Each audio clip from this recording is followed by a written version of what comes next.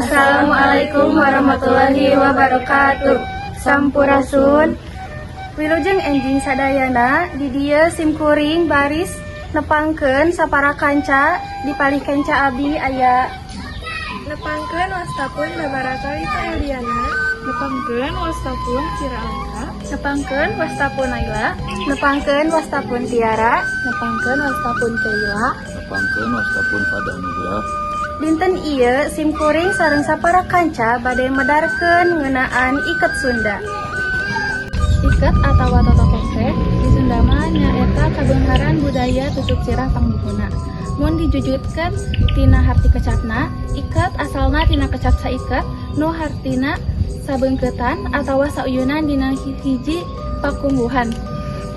Iket barang bang sempak nyaeta salah sahiji rupa iket khas di Dadar Sunda. Biasana diangge ku pameget minangka panutup sirah dina acara adat atawa kasenian tradisional.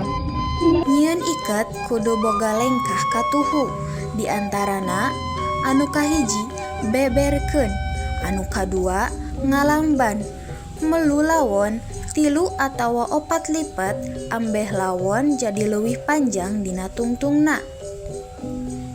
Salajengna tempatkeun bagian tengah sisi panjangna di taar.